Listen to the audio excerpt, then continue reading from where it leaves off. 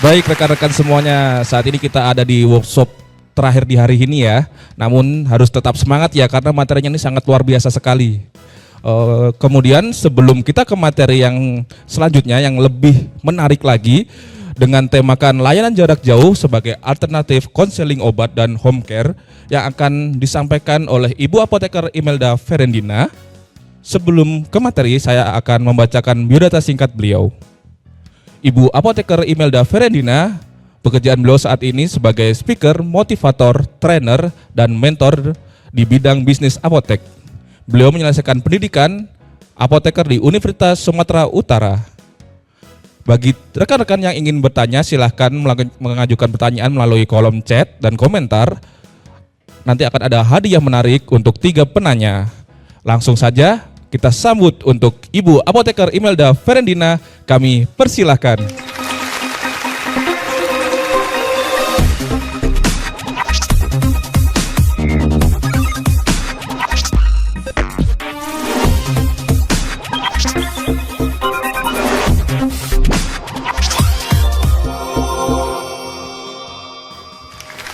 Oke, halo Ibu, sudah bergabung dengan kami? Halo, selamat siang. Halo, bagaimana Bu kabarnya Bu?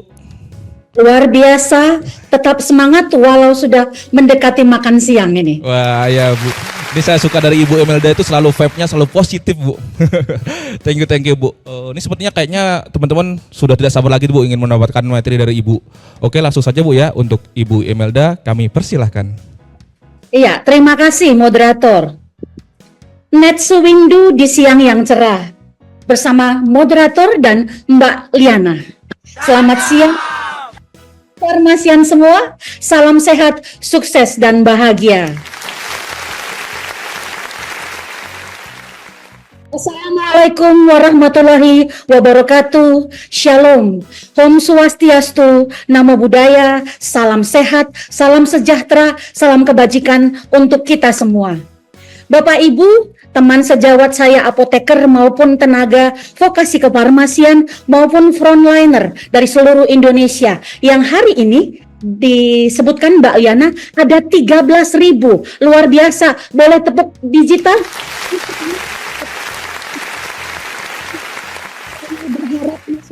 Semangat, masih tetap kuat, masih tetap bahagia mengikuti Netsu Windu Emos. Ya, baiklah Bapak Ibu sekalian. Tadi saya sebutkan ini udah deket jam makan siang, udah hampir jam 11 ya. Oke, untuk tidak berlama-lama lagi, izinkan saya pertama sekali mengucapkan terima kasih kepada semua tim Emos, timnya Pak Timo tadi ya, yang sudah memberikan kesempatan dan penghargaan kepada saya, Apoteker Imelda Ferendina dari Medan, untuk berbagi hari ini. Tadi Pak Timo di Jakarta, Apoteker Ruth di ini tadi kayaknya ya, di Australia apa ya? Di Australia. Ya, sedang di Australia Bu. Sedang di S2 Sydney, ya. Di Sydney, saya di Medan. Jadi memang betul-betul kita menikmati sistem digital ini ya, di acara ini luar biasa. Bahkan di seluruh Indonesia 13.000 juga, ada yang pakai tablet, ada yang pakai laptop, ada yang pakai handphone ya. Bukan demikian Bapak moderator. Jadi kita sangat betul, ya, untuk hari ini kita bisa menikmati teknologi yang sedang sangat dibahas dari pertama, kedua. Nah, yang ketiga ini kita bicara tentang bagaimana seorang apoteker ya melakukan layanan jarak jauh sebagai alternatif konseling obat dan home care. Iya, next. Bapak Ibu teman sejawat sekalian, saya flashback. Kemarin saya nulis di Facebook dan IG. Maklum, saya angkatan X ya, saya kategori X ya, ini generasi X, belum baby boomers, belum. Saya 75, berarti masih X ya. Saya tuliskan sudah 24 tahun saya membuka apotek ya. setiap hari dari pagi sampai malam ya, melayani pasien-pasien, membimbing mahasiswa, membantu teman-teman yang berniat memiliki bisnis apotik atau apotik ya, toko obat, klinik. Saya banyak membantu ya Bapak Ibu sekalian. Jadi saya flashback, saya ingat dulu waktu saya buka apotik tahun-tahun 2001 ya, atau kerja di apotik dulunya, saya ingat dulu banyak pasien saya suka telepon, pasien, kerabat, famili, teman suka telepon, Mel kalau kita mah pakai obat apa ya, Mel kalau kita diare pakai obat apa ya, Mel kalau mau vitamin yang untuk otak apa ya, Mel vitamin untuk daya tahan tubuh apa ya. Nah sekarang ini jadi saya ingat sebenarnya saya itu sudah melakukan telefarmasi, layanan jarak jauh. Bagaimana saya mengajari atau memberikan edukasi, merekomendasikan obat apa yang dipakai teman, sahabat, keluarga, kerabat saya pada tahun 2000-an ketika awal-awal saya buka apotik. Jadi telefarmasi ini sebenarnya sekarang ini bukan hal yang baru. Bagi saya pribadi ya, karena 24 tahun ini hampir tiap hari saya terima video call. Dari dulu masih telepon aja ya, telepon SMS gitu ya, dulu kan masih SMS teleponnya. Nah makin berkembang mulai ada BB ya, di BB kemudian ya BB PIN, makanya bagi PIN BB dong zaman dulu ya. Kemudian berkembang menjadi WhatsApp call ya, kemudian ada FB call ya, maklum saya Gen X ya, masih pakai FB ya. FB call ada loh, FB call, kemudian ada Google Meet, ada Zoom meeting seperti ini. Tentu itu bisa kita gunakan sehari-hari untuk melakukan telefarmasi bagi apoteker-apoteker yang jarak pasien kita itu jauh gitu. Ada yang jauh, ada yang karena dia sakit dia nggak bisa ke apotik ya. Tentu itu akan sangat membantu kita para apoteker di apotik ya. Tadi Bu Ruth sudah bicara tentang rumah sakit ya. Saya lihat condong ke rumah sakit. Nah, yang apotik ini bagian saya. Jadi gunakan semua yang ada. Tadi Pak Timo ada yang saya catat luar biasa. Jangan lawan teknologi, jangan tolak teknologi. Karena teknologi itu bermanfaat untuk kemanusiaan. Ya, kita nggak bisa tolak lagi, kita nggak bisa lawan lagi bahwa sistem digital, sistem teknologi sekarang sudah sangat maju pesat. Udah 5.0 kalau nggak salah. Kita udah mulai 5.0, tidak lagi 4.0 ya. Oke. Balik ke topiknya. Layanan jarak jauh telefarmasi itu merupakan kegiatan pelayanan penyediaan perawatan kefarmasian melalui penggunaan teknologi telekomunikasi dan informasi kepada pasien dari jarak jauh. Bapak Ibu, kita ingat kita ingat zaman-zaman COVID dulu ya. Zaman-zaman COVID dulu ya. Kita lihat Bapak Ibu, kita sangat tidak bisa keluar rumah.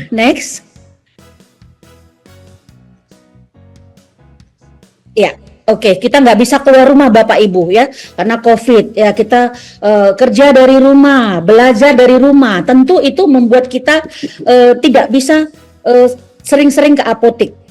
Ke apotik pun kita takut, ini pasiennya ada yang COVID nggak? Nanti pegang duit juga, kita mau bayar juga, terima dari pasien juga takut nih. Ini ada virusnya nggak? Ada gimana?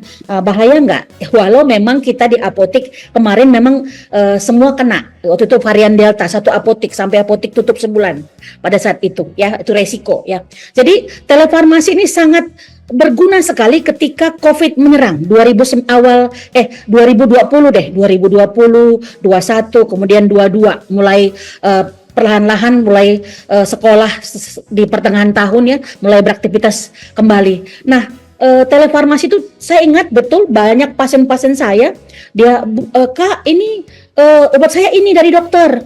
Terus iya saya kok minum ini begini, kok asam lambung naik, kok mau muntah. Obatnya mana? Dia tunjukin. Ya ada azithromycin, ada N-acetylcysteine. Iya, ini N-acetylcysteine ini merangsang lambung. Jadi kamu minum harus habis makan. Kalau nanti kamu ngerasa apa, kamu boleh tambah obat mah lainnya gitu. Jadi saya banyak terima video call dari keluarga, dari teman, dari kerabat, dari pasien-pasien saya ketika COVID terjadi. Jadi saya sudah melakukannya, walaupun kadang-kadang tidak kita sadari ya, kita sudah melakukan telefarmasi pada saat itu ya. Oke, jadi telefarmasi ini merupakan bagian dari praktek telemedicine yang mengacu pada pemberian pelayanan kefarmasian oleh seorang apoteker yang dilakukan secara online. Pemberian pelayanan ini dilakukan karena adanya jarak apoteker dan pasien sebagai penerima pelayanan kesehatan. Nah, ini kan jaraknya bisa lihat ya.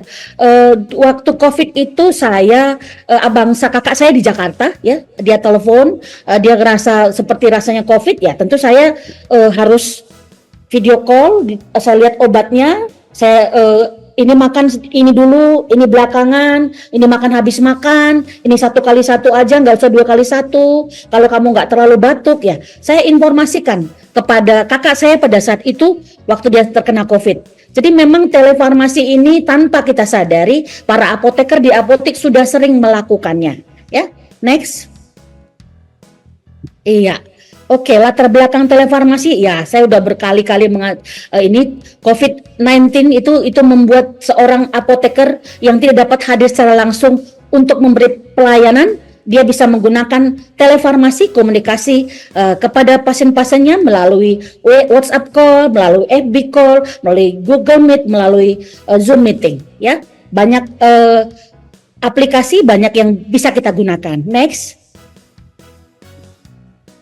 Iya, kita semua tahu bahwa pelayanan farmasi di apotek itu ada 2. Satu manajerial, satu lagi farmasi klinik. Farmasi klinik itu ada pengkajian pelayanan resep, kemudian dispensing, ada PIO, ada konseling, dan ada home pharmacy care, ada PTO, dan ada meso.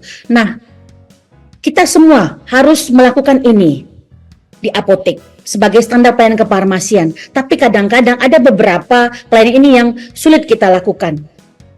Kalau rumah pasiennya jauh, seperti yang saya sebutkan tadi, atau ketika masa COVID, tentu kita nggak bisa dengan gampang ke rumah pasiennya. Nanti pasien-pasien saya ada bahkan di kampung ya, kalau saya menyebutnya ya. Next. Ada di Sidikalang, ada di Samosir yang masih sampai hari ini masih rajin beli obat bulanan ke saya ya. Nah, kemudian dia akan keluhkan, saya kok makan ini nggak mulai nggak terasa lagi tuh penurunan tensinya. Loh, Inang selalu ukur, ya saya biasanya 130, ini sekarang kok saya nggak bisa turun. Kalau tensi saya 150, saya makan obat ini, dia tetap 150 gitu. Dia konseling jarak jauh, dari Samosir, dari Sidikalang, dari Kota Cane ya, mau konseling seperti itu dari jarak jauh, tentu itu akan sangat membantu pasien-pasien kita ya. Bapak Ibu tadi Bu Rizka menyebutkan, mari melakukan praktek sesuai profesi dan bertanggung jawab. Jadi apoteker memang rumahnya di apotek. Apoteker harus datang berpraktek setiap hari di apoteknya, memberikan pelayanan yang terbaik untuk semua pasien-pasiennya. Ya, layani pasienmu dengan hati. Pasien yang puas pasti kembali. Ya, oke. Konseling di apotek. Konseling obat merupakan bagian dari pelayanan kefarmasian di apotek. Tujuannya untuk pertama, mencegah penggunaan obat yang salah atau medication error, meningkatkan pengetahuan pasien, dan meningkatkan kepatuhan pengobatan dan keberhasilan manajemen terapinya. Ujung-ujung dari konseling, ujung-ujung dari home care, konseling swamedikasi, konseling resep, itu apa? Pasiennya sembuh. Itu kita harap, atau pasiennya tensinya terukur atau stabil, gulanya turun, sakit diarenya berhenti. Kita mau semua manajemen terapi obat yang kita berikan itu pasti berhasil. Itu tujuannya, tidak ada lain ya. Oke, next.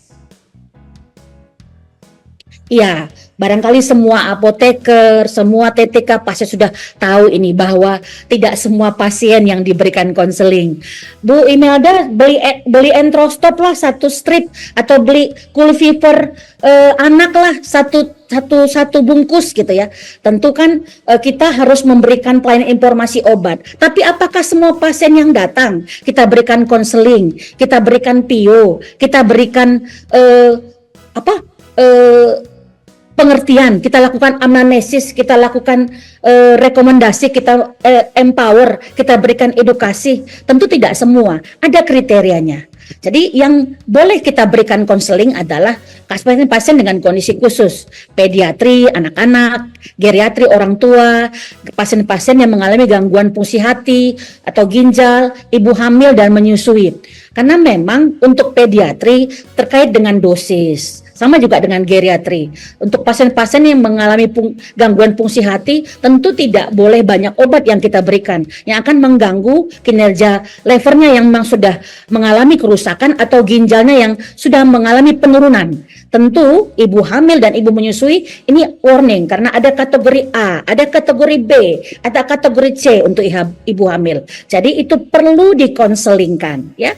Kemudian pasien bagaimana lagi? Pasien dengan terapi jangka panjang atau penyakit kronis.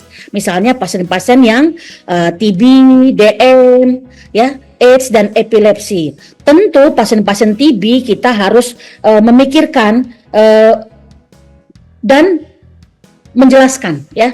Ini misalnya pasien TB datang ke kita, ya. Pasien TB ini adalah pasien-pasien yang kadang-kadang kita kasihan, ya. Karena keluarga saya sendiri beberapa orang pernah mengkonsumsi obat-obat TB kelenjar pada saat itu. Dia harus minum obat minimal 6 sampai 9 bulan. Obatnya juga banyak, ya. Efek obatnya bikin keliengan, pusing, ya. Urin yang merah, ya. Kemudian mual, ya. Tentu kita harus menerangkan sebelumnya kepada pasien-pasien TB. Dan kalau dia lupa, ya, tentu kalau lupa obat, ada treatment khusus yang harus dilakukan. Lupa 1 hari, lupa 2 hari, ada hal-hal yang harus dilakukan ketika dia lupa akan obatnya. Pasien-pasien DM, kita tahu diabetes mellitus ini bisa menjalar kemana-mana. DM adalah penyakit yang bisa ke jantung, ke ginjal, ya, dia bisa merusak kemana-mana. Tentu ini kita harus menerangkan ke pasien bagaimana bukan hanya obat tapi pola hidup juga. Sama seperti pasien AIDS dan epilepsi. Kemudian pasien-pasien menggunakan obat dengan instruksi khusus. Penggunaan kortikosteroid dengan tapering down, ya. Contoh nih, ada resep prednison tablet. Seminggu 3 kali 1, minggu kedua 2 kali 1, minggu terakhir 1 kali 1. Nah, kita harus mampu menjelaskan kepada pasien dan pasien harus patuh. Nggak sembarangan meminum obat. Ini 3 kali 1 kok harus jadi 2 kali 1? Kenapa jadi 1 kali 1? Kita harus mampu menerangkan ke pasien kenapa dan menghimbau dan mengingatkan pasien untuk melakukan tapering sesuai dengan instruksi dokter. Next. Iya, kemudian pasien yang menggunakan obat dengan indeks terapi sempit, digoxin, phenytoin, theophylline. Kemudian pasien-pasien dengan polifarmasi, pasien-pasien stroke, ya, pasti banyak menggunakan obat-obat. Saya baru punya pasien stroke, ya, keluarga saya, ya, sebulan yang lalu saya ngelihat obatnya, ya, luar biasa. Ada 9 macam obatnya. Tentu 9 macam ini harus diatur. Mana yang pagi, mana yang siang, mana yang malam, mana yang sebelum makan, mana yang sesudah makan. Kita harus mampu menerangkan ke pasiennya. Walau dengan model telefarmasi. Kalau perlu kita pakai demonstrasi. Jadi ini kan Bapak Ibu atau saya ambil dulu kebutuhan di ini, kita harus minum ini sesudah makan. Ingat ya Pak, sesudah makan. Nanti ada gambar bagaimana seorang dokter atau farmasis menerangkan obat melalui Zoom meeting kepada pasiennya. Kita perlu demonstrasi supaya pasien, oh ya, ini harus sebelum makan, ini sudah makan. Dengan demonstrasi itu akan diingatnya biasanya, ya. Oke, pasien dengan tingkat kepatuhan rendah, iya. Biasanya kadang-kadang maaf ya, bapak-bapak kadang-kadang susah ya. Kalau misalnya makan obat kita bilang antibiotik itu harus habis 3 kali sehari. Nah, kadang-kadang masih 2 hari udah sehat, udah sembuh gitu ya. Jadi saya pengalaman pribadi suami saya, kadang kalau makan obat antibiotik itu 2 hari selesai. Itu saya bilang, nanti kamu suatu saat sakit itu lagi, kamu butuh dosis yang lebih besar. Padahal punya apotek tuh ya, tahu kok saya, katanya. Oke, lanjut. Next. Iya, home pharmacy care. Kita semua tahu home pharmacy care adalah salah satu pelayanan farmasi klinis yang dilakukan oleh seorang apoteker di apotek. Ketika COVID terjadi, tentu ini mustahil dilakukan. Boro-boro kita mau home pharmacy care ke rumah, orang ketemu orang tuh takut ya. Orang ke tempat yang ramai takut. Kita bertamu ke rumah orang aja sekian meter ya, pakai masker, pakai sarung tangan ya. Jadi home pharmacy care ini tentu bertujuan yang baik untuk kepada pasien-pasien yang tidak bisa langsung datang ke apotek kita.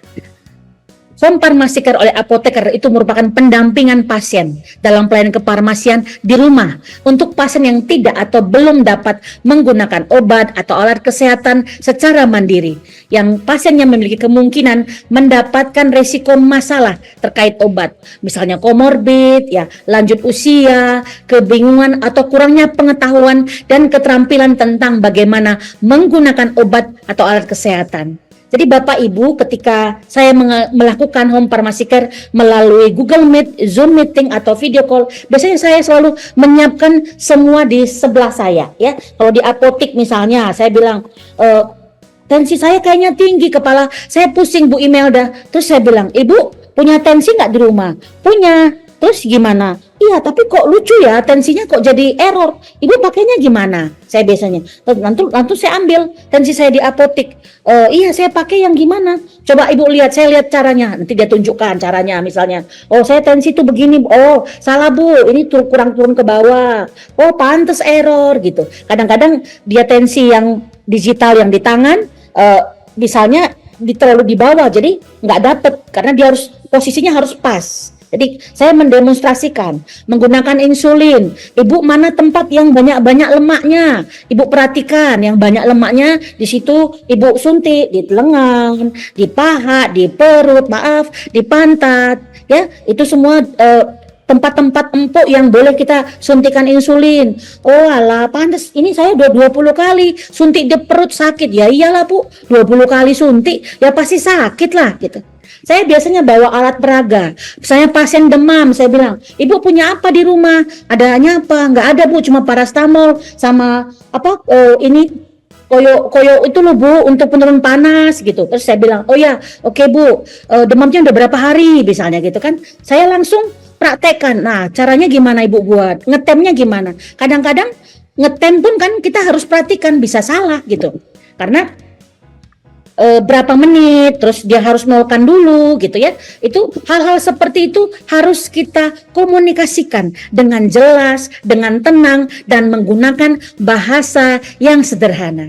Saya selalu ajarkan ke TTK, ke mahasiswa bimbingan saya, ke teman-teman saya kalau mengadakan konseling ya, apakah itu langsung atau home pharmacy care atau melalui telefarmasi, telemedicine, gunakan bahasa yang sederhana ya, jelas. Kemudian kalau perlu pakai alat peraga.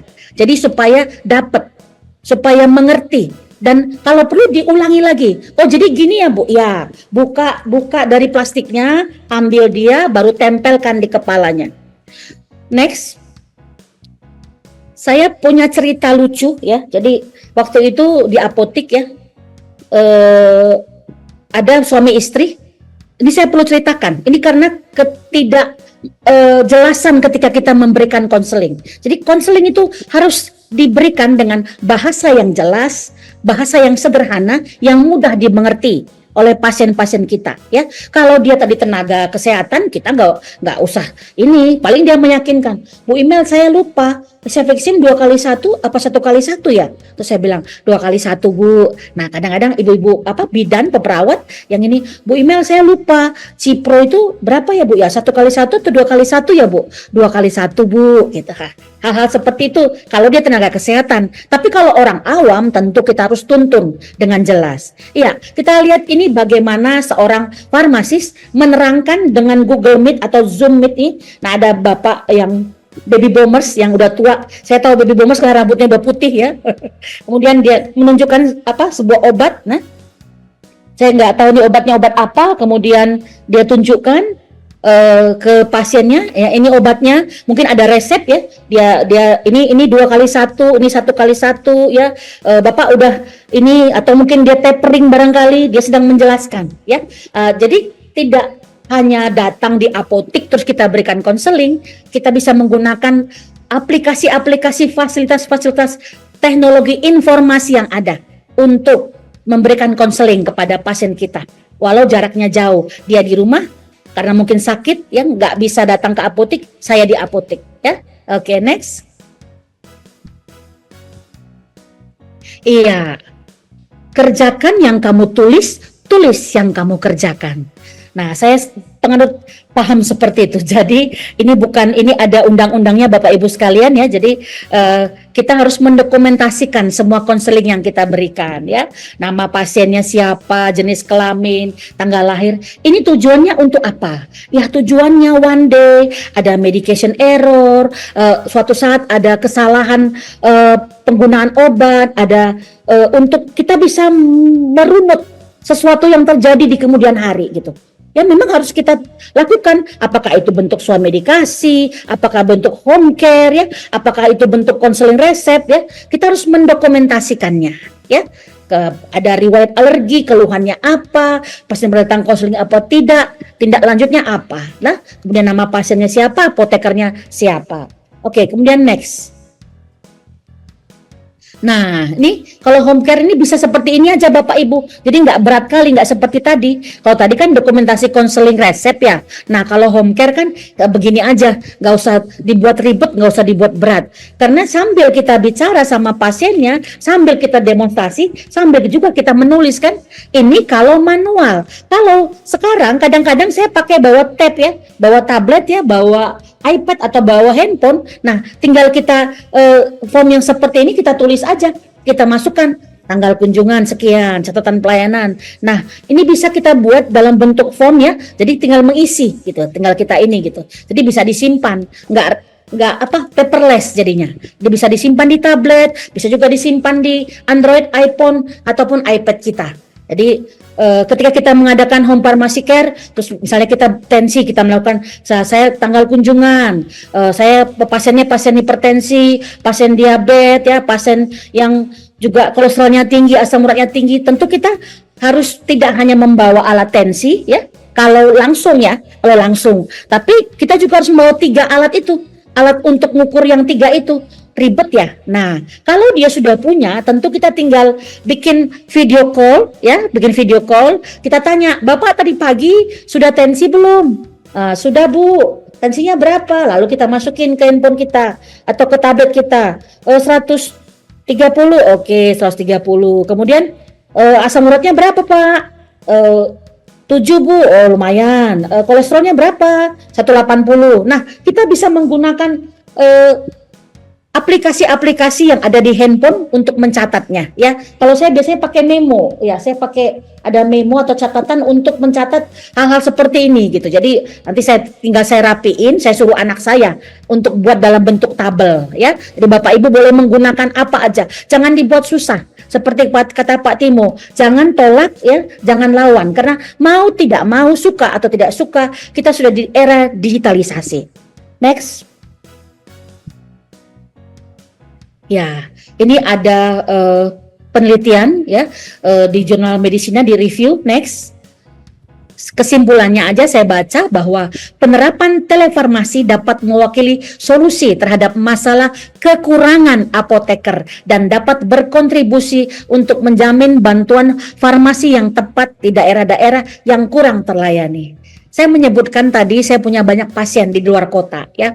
Dia tebus resep di Kesia Pharma, apotek saya ya. Kemudian saya mengadakan konseling jarak jauh, telefarmasi. Dia ada di Sidikalang, ada di Kota Cane, ada di Samosir ya. Yang saya ingat betul ada beberapa. Nah, ketika dia pulang ke kampungnya, dia makan obatnya, ada hal-hal yang lain, ada hal-hal yang ganjil, dia akan telepon saya, video call ya, karena memang ya untuk Google Meet, untuk Zoom pasti agak berat ya di kampung ya, tapi dia akan video call ke saya.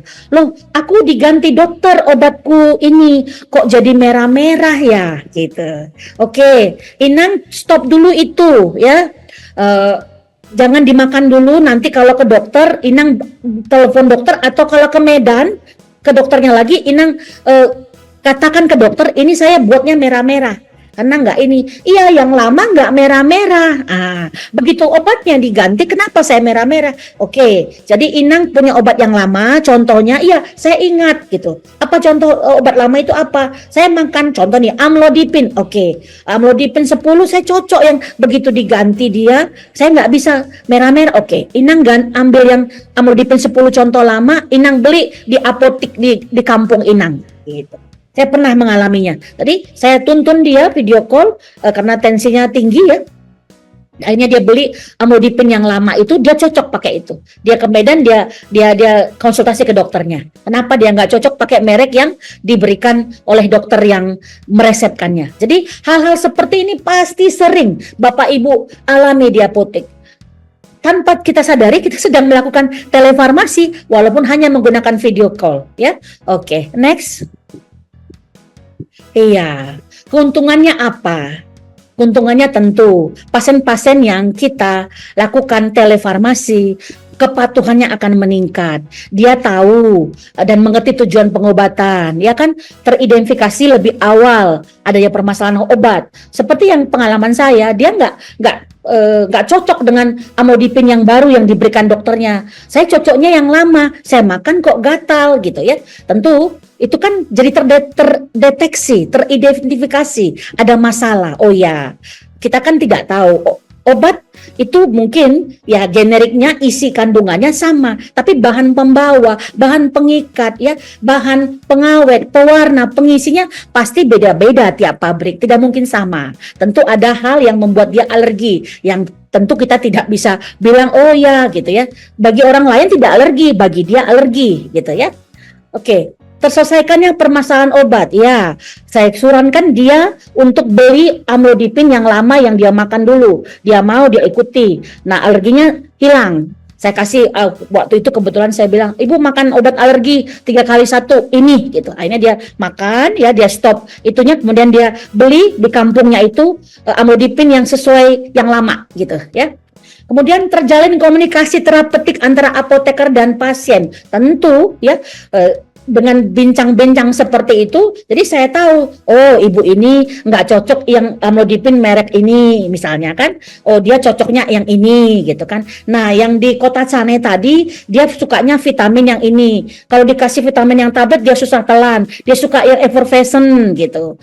Yang ini yang di Sidikalang dia suka vitamin yang cair, dia nggak suka vitamin tablet, macam-macam. Jadi terjalin komunikasi yang akan menguntungkan. Jadi pasiennya sembuh, apotekernya juga senang, happy karena sudah menjalankan tugas dan tanggung jawabnya sesuai etika profesi yang bertanggung jawab. Next. Iya, jadi tahapan telefarmasi resep itu yang pertama.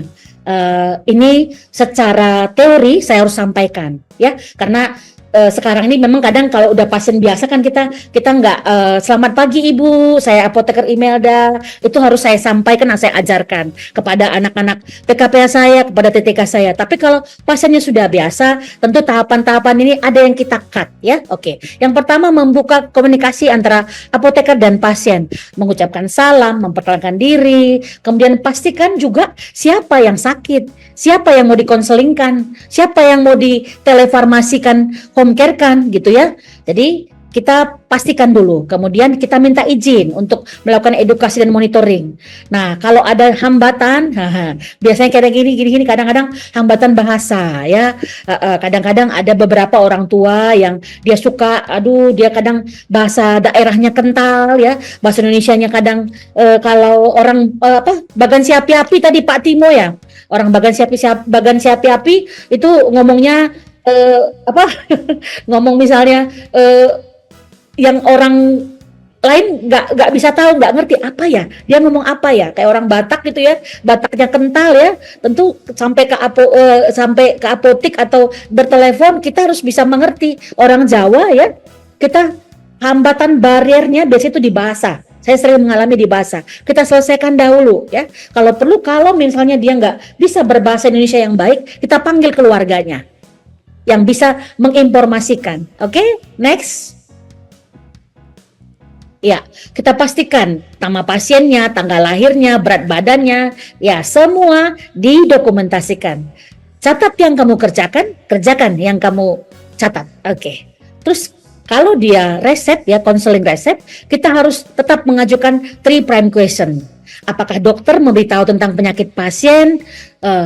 Bu, Pak, dokter kasih tahu nggak penyakit Bapak Ibu ini? Oh, kasih tahu. Katanya saya penyakitnya penyakit hipertensi. Dokter kasih tahu nggak tentang obat-obat Bapak ini? Mana yang hipertensi, mana yang mana yang jantung, mana yang vitamin. Oh, tahu, tapi saya lupa. Mana ini tadi ya? Nggak dicatat sama perawatnya pula ini fungsi-fungsi obatnya. Oke. Nah, setelah makan obat ini, dokter kasih tahu nggak apa yang terjadi, apa tujuan dari obat yang Bapak makan ini? Ya, tentu sembuh lah, Bu. Oke, ya. Next, tentu kita mendapatkan feedback dari dia gitu. Jadi jadi kita tahu dokter menjelaskan, cuma dia lupa ini untuk apa, ini untuk apa, ini untuk apa. Terus dia tahu bahwa dengan makan obat ini nanti tensinya akan turun, gulanya akan turun misalnya, kemudian asam uratnya akan turun, kolesterolnya akan turun. Kemudian kita melakukan rekonsiliasi obat ya. Terus kita tanya juga, obat yang rutin diminum pasien apa? Pak, Bu, rutin minum apa? Oh, saya rutin minum jamu pagi-pagi. Oh ya, jamu apa itu, Bu? Untuk daya tahan tubuh itu loh, yang kencur, yang kunyit, yang jahe. Oh ya, nggak apa-apa, nggak masalah.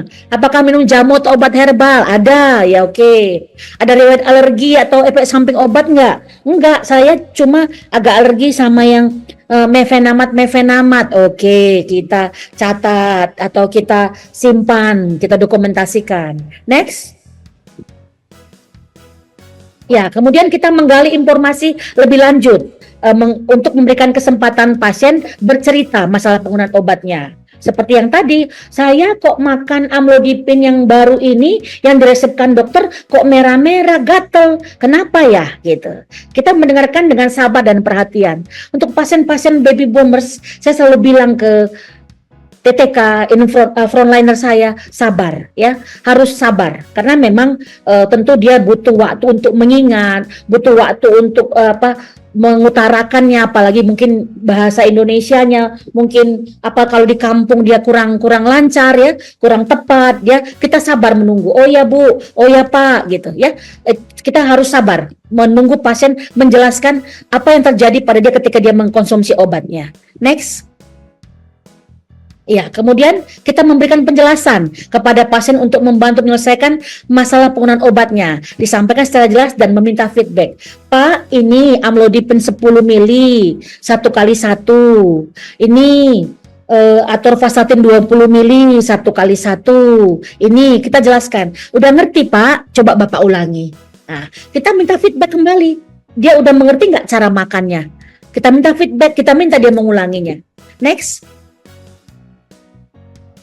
Iya, kemudian tidak hanya cerita tentang obatnya, tapi kita juga memberikan informasi edukasi yang lainnya kepada mereka. Kemudian kita minta juga keluarga pasiennya yang mendampinginya, yang tadi kita bikin temannya untuk menerjemahkan atau ini untuk menjelaskan.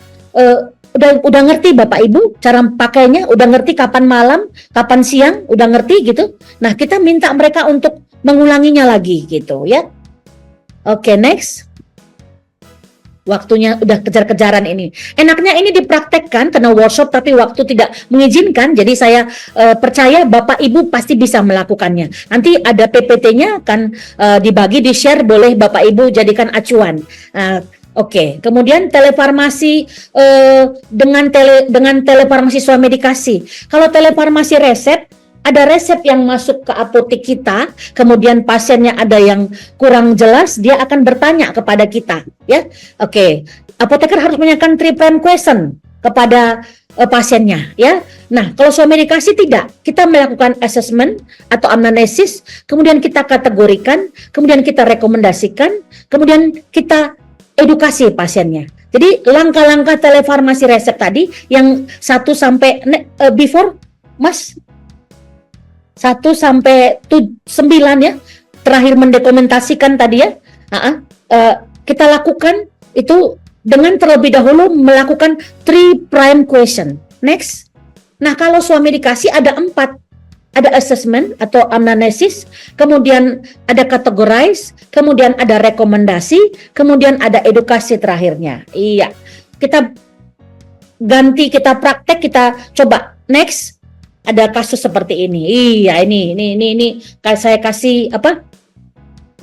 Kasusnya nanti setelah ini. Jadi tahapannya assessment dulu, kemudian kategori, kemudian rekomendasi dan edukasi. Next, kita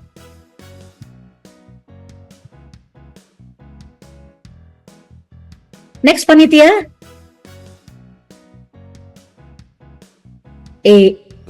Sebentar Bu ya, ada kendala tes dulu. Jadi yang 4 itu assessment, ya kemudian rekomendasi, kemudian kita lakukan edukasi terakhirnya. Iya, ini saya sudah sebutkan berkali-kali. Video call, Zoom meeting, FB call, Google Meet, boleh kita lakukan kepada pasien. Ini nampak nih di gambar-gambarnya. Kita ada Google Meet, kemudian ada Zoom juga, ada video call. Next. Wajib mendokumentasikannya. Ya, waktunya nggak banyak lagi. Ada kasus seperti ini ya. Ini kasus yang sering terjadi, sering saya alami di apotek. Ada ibu-ibu, pagi Bu Mel, pagi Bu, iya si kecil demam loh Bu. Nah dia kemudian obat yang mau dikonsumsi apa? Saya tanya ya, obat, asesmen dulu kan. Oke, paracetamol sirup Bu. Kemudian tapi turunnya dikit. Ini gimana Bu? Nah kadang-kadang kan namanya ibu-ibu cemas kan, Bu ini gimana? Saya kasih apa lagi ya Bu ya? Saya kasih antibiotik nggak Bu? Nah ibu-ibu kan udah kebiasaan ini, ibu-ibu sekarang kan, aduh kebanyakan ini kali ya, kebanyakan dengar-dengar keluarga apa teman-temannya gitu. Saya kasih antibiotik nggak Bu? Oh jangan Bu, nggak usah, demamnya kan masih sehari, ini hari kedua. Oke, next. Kemudian saya tanyakan, ya. Bayinya 18 bulan, demam 1 hari, udah diberikan apa aja? Paracetamol 4 kali 1 sendok teh. Hari kedua masih terus demam. Suhu terakhirnya berapa? 38,5. Oke, ada batuk nggak? Oh enggak. Ada pilek nggak? Enggak. Tumbuh gigi nggak? Enggak juga. Terima atau lagi imunisasi? Enggak juga. Ada bercak merah dan ruam di kulit nggak? Enggak juga Bu Email. Oke, next. Oke, jadi saya kategorikan langsung. Oh, ini berarti anak ibu demam, cuma belum jelas apa penyebabnya. Karena sudah saya tanyakan semua ya, enggak ada. Oke, jadi itu gimana Bu? Terus saya bilang, sirup paracetamolnya tetap diberikan. 1 sendok teh per 4 jam. Jika demam, ya kalau Signa Pro Renata, pasti teman-teman apoteker TVK tahu semua. Kemudian untuk membantu menurunkan demamnya, dapat diberikan tambahan gel kompres penurun demam bayi, Kulviper. Ibu punya nggak di rumah? Kayaknya ada lah Bu di lemari obat. Oke, Ibu pakai itu aja. Nah, ketika demamnya tinggi, Ibu bantu, Ibu buka, Ibu tempelkan. Lumayan Bu, 2 derajat Celcius bisa membantu menurunkan demam. Next. Iya, kemudian kita edukasi, Bu, tetap kasih minum makan yang cukup, tetap istirahat, terus tetap pantau, Ibu, termometer itu deket Ibu lah, termometer, paracetamol sirup ya, Kulviper penurun demamnya itu ya, gelnya itu dekat-dekat tempat tidur Ibu letakkan. Jadi kalau demamnya berlanjut, Ibu bisa pakai selama 1 hari ini ya. Nah, kalau terus berlanjut, ya kayaknya Ibu harus bawa ke dokter lah. Ada apa gitu, walaupun kita tadi anamnesis sudah tidak sedang imunisasi, tidak batuk pilek, tidak ada ruam, tapi Ibu harus tetap waspada. Jika terus demam 3 hari 72 jam rujuk ke dokter ya.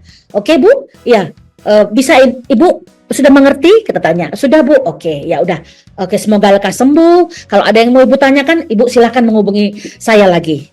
Oke, makasih. Nah, itulah yang biasa saya sering lakukan. Apakah itu demam, apakah itu diare, apakah penyakit kolesterol, asam urat, hipertensi, saya biasa melakukannya di apotek. Alat-alat peraga saya banyak. Ada seperti ini, Kulviper, ada alat tensi, ada kalau untuk yang KB saya punya juga untuk ini. Saya bawa nih, untuk KB saya juga punya. Jadi saya penuh dengan alat peraga. Insulin juga saya ada, tetes mata juga saya ada, nebo saya punya. Karena saya tahu bahwa seorang apoteker harus berpraktek yang mandiri, bertanggung jawab dan profesional. Oke. Next. Iya, tetap tuliskan yang kau kerjakan, kerjakan yang kau tulis ya. Atau boleh juga sudah siap di aplikasi, sudah masuk ke handphone tinggal isi. Boleh ditulis, boleh dilakukan dengan mengisi di handphone kita, di Android ataupun iPhone. Next. Iya. Kapal tank bawa kayu, katanya. Kapal tank bawa kayu, thank you. Saya kembalikan ke moderator. Oke, terima kasih Ibu Imelda. Wah, sangat luar biasa sekali Bu materinya dan sangat menginspirasi Bu. Sangat mulia sekali Bu tadi Bu. Betul sih Bu, saya juga kadang-kadang sebagai pasien kan ada orang tua juga jauh Bu. Saya rantau juga, kadang-kadang bingung nih untuk menanyakan apotek seperti apa obatnya. Kadang-kadang juga orang tua juga dikasih tahu ini 3 kali malah kebablasan atau gimana. Itu sangat luar biasa sekali Bu. Dan juga dengan pemanfaatan jarak jauh ini juga bisa meningkatkan kepatuhan pasien juga Ibu ya tadi Bu ya. Kemudian juga bisa mengidentifikasi masalah agak lebih cepat juga, masalah obat atau mungkin masalah dengan resep dan lain-lain. Kemudian yang paling penting adalah menjalin komunikasi terapeutik antara apoteker dan pasien ya Bu ya. Oke. Layani hati, pasien yang puas pasti kembali. Dia kembali bawa semua keluarganya, bukan hanya dia, keluarga, kerabat. Dan omset apoteknya Ya, pasti baik. Oke, gitu. sangat luar biasa sekali Bu. Tepuk tangan untuk kita semua. Oke. Sekarang kita lanjut ya Bu ya untuk pertanyaan sudah ada di layar. Dari apoteker Imelda Maria Korbavo. Apakah telefarmasi yang dilakukan perlu dilakukan pendokumentasian, terutama pasien yang membeli obat tanpa resep, misalnya pasien yang membeli obat antibiotik? Silakan Ibu untuk jawabannya. Iya, terima kasih untuk Imelda juga ya. Saya sudah berkali-kali menyebutkan tulis yang kau kerjakan, kerjakan yang kau tulis. Artinya harus didokumentasikan. Apakah kita mendokumentasikannya di handphone, di tablet, di iPad, di Android atau iPhone terserah. Atau tulis tangan manual silahkan ditulis ya. Kemudian untuk antibiotik ya. Saya adalah apoteker yang tidak menyarankan apa-apa kasih antibiotik karena kita tahu sebagai garda terdepan kita harus aware, peduli bahwa kita jangan sampai menambahi angka resistensi antibiotik di Indonesia kita tercinta ini ya. Jadi kita jangan menambahi masalah resistensi penggunaan antibiotik di negara kita ini ya. Walaupun seorang apoteker boleh memberikan antibiotik tapi dalam jumlah khusus, dalam jumlah yang ada tertentu sesuai DOA 1, DOA 2, DOA 3 ya. Atau sekarang udah nggak dipakai deh karena ada undang-undang terbaru, Undang-Undang 17 2023 ya, bahwa apoteker boleh memberikan obat keras tertentu kepada pasien tanpa resep dokter walau turunan peraturannya belum keluar ya. Saya tidak mendukung penggunaan antibiotik yang sembarangan ya, saya tidak mendukung. Tapi kalau misalnya contoh nih dia di luar kota ya, jauh gitu ya, kemudian nggak gampang bertemu puskesmas, nggak gampang bertemu toko obat, apotik dan sebagainya, dia butuh obat gitu kan, terus di rumahnya mungkin ada sisa antibiotik ya yang umurnya masih apa, contoh dia demam, batuk, pilek ya, kemudian ada campur merah-merah di badannya gitu kan. Oh ya, ini kayaknya sudah bukan cuma flu biasa tapi sudah ada infeksi yang lain. Saya mempersilahkan, kamu punya apa di rumah gitu. Kan kadang-kadang di daerah-daerah itu kan suka ada sisa-sisa obat tuh disimpan ya. Oke, coba mana kamu video call. Oke, ini boleh 3 kali 1. Boleh deh, habiskan 3 kali 1 amoksisillinnya. Sisa dia misalnya 1 papan, boleh. Ini dulu sakit gigi, dikasih amoksisillin di puskesmas. Terus saya nggak makan, giginya nggak sakit lagi, saya simpan. Nah sekarang saya sakit, boleh nggak? Pasti akan saya bilang silahkan, kalau kamu masih punya. Tapi kalau dia merekomendasikan, Bu saya beli antibiotik lah ya Bu, ciprofloxacin 1 papan gitu. Saya apoteker yang tidak menyarankan melakukannya. Walaupun apoteker diperbolehkan memberikan obat keras tertentu tanpa resep dokter ya. Itu. Semoga menjawab ya Ibu Imelda ya. Jangan dikit-dikit pakai antibiotik ya, Nanti Bu Rizka marah. Terima kasih Bu untuk pemaparannya dan jawabannya. Kemudian kita lanjut ke pertanyaan kedua Bu ya, dari Agustina Relga Tanjung dari Jakarta. Izinkan bertanya bagaimana memulai telefarmasi yang baik untuk apotek yang baru buka, dan bagaimana membangun kepercayaan pasien jika konseling lewat telefarmasi itu juga baik. Terima kasih. Silakan Bu. Saya punya trik ketika baru buka apotik. Saya berdiri dari jam 7 sampai jam 12 malam. Semoga siapa namanya? Maaf Mas. Semoga Agustina Relga, Bu.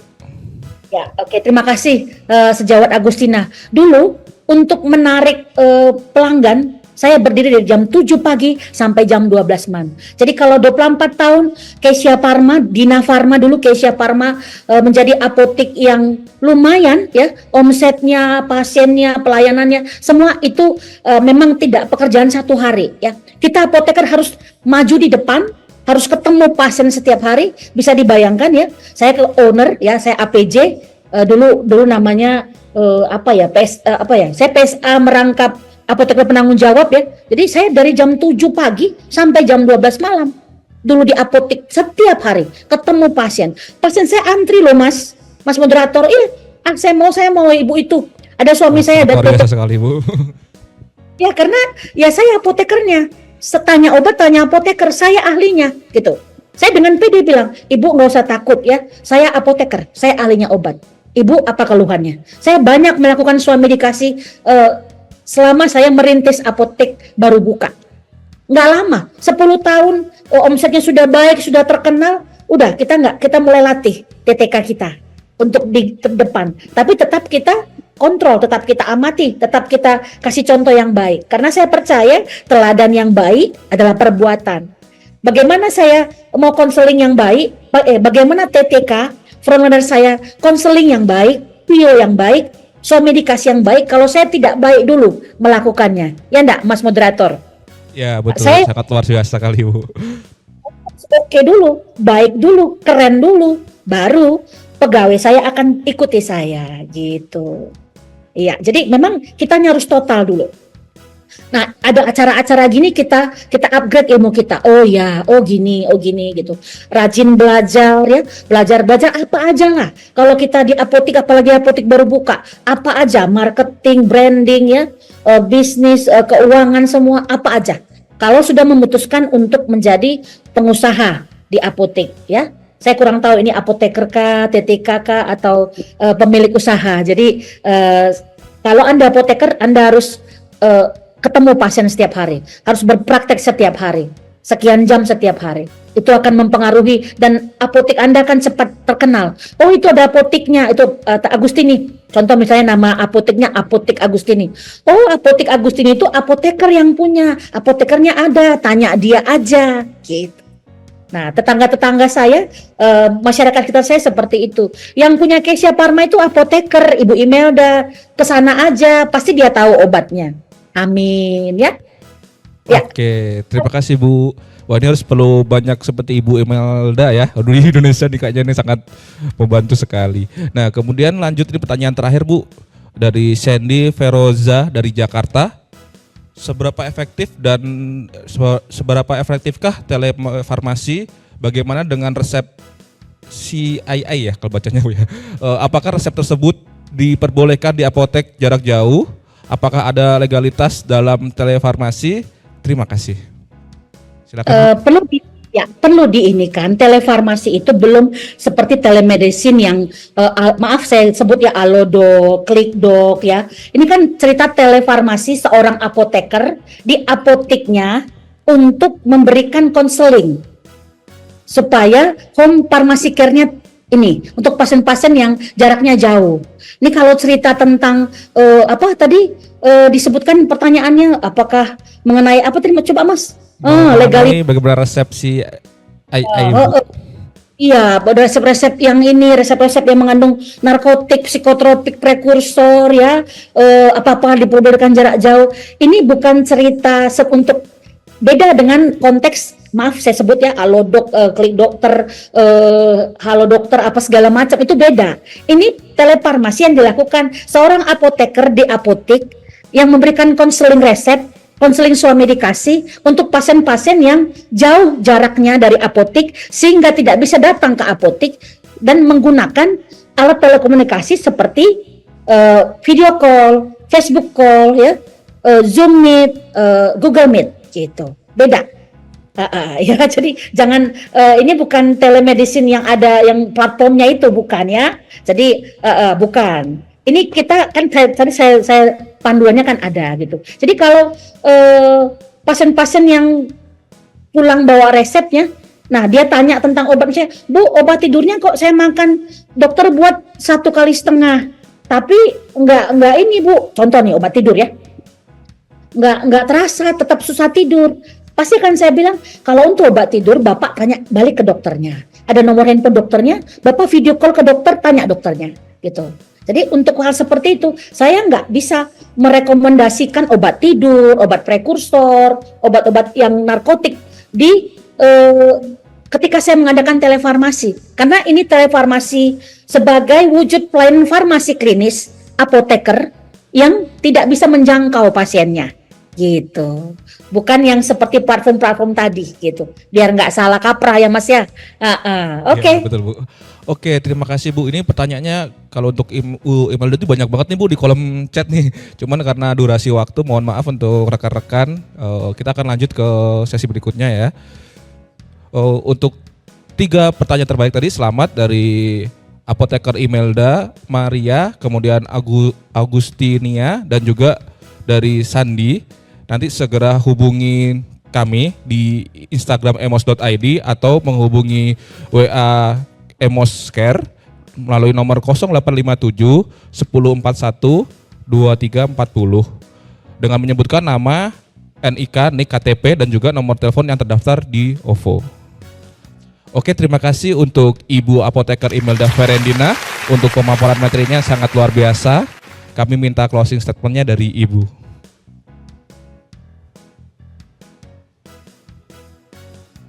Mohon maaf Bu, masih di mute ya Bu? Oh ya. Maaf. Silakan. Tenaga kefarmasian, apakah Anda apoteker atau tenaga vokasi kefarmasian ataupun Anda frontliner di apotek ya. Mari, terutama apoteker, mari menggunakan telefarmasi, memanfaatkan telefarmasi, layanan jarak jauh sebagai alternatif konseling obat dan home care. Kita boleh menggunakan WA call atau video call, FB call, Zoom meeting, Google Meet. Dan jangan lupa dokumentasikan. Catat yang kau kerjakan, kerjakan yang kau catat. Mari melakukan profesi kita sebagai seorang apoteker yang profesional dan bertanggung jawab. Kalau ada jarum yang patah, janganlah simpan di dalam peti. Kalau ada kata, mohon maaf dan terima kasih. Oke, terima kasih banyak Ibu. Sangat menarik sekali nih. Sebagai ucapan terima kasih Bu dari kami pihak panitia, kami akan memberikan cindera mata secara virtual.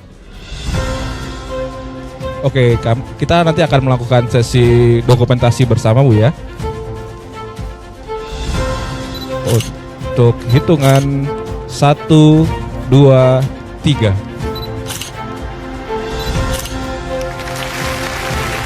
Oke, terima kasih banyak untuk Ibu Apoteker Imelda Ferendina.